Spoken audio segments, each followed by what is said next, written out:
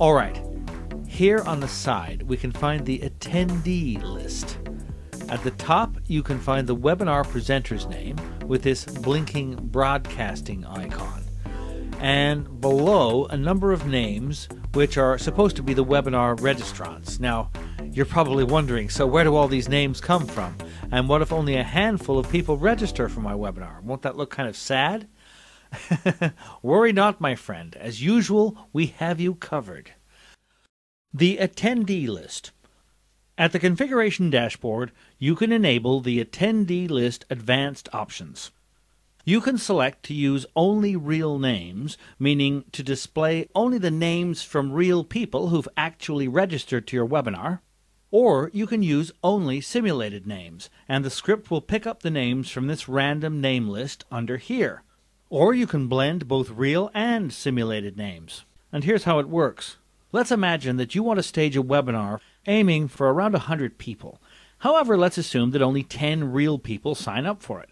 In this case, you can get the script to display the names for those 10 real people at the top of the attendee list, and then from the 11th position all the way to 100, the script will fill up the attendee list with simulated names.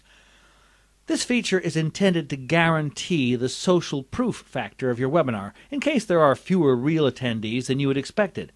But of course, if you don't feel comfortable with that, you can always go for the real names only option.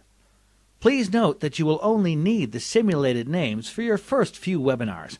After a while, you will have enough names from actual registered real people recorded on your webinar's database, and our system will begin grabbing those real names in order to fill the entire attendee list.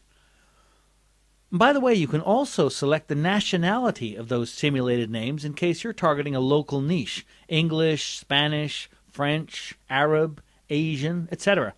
If you're targeting an international crowd, simply go for Mix. And of course, you can also disable the attendee list altogether if you don't want it to be displayed on your webinar broadcast room at all.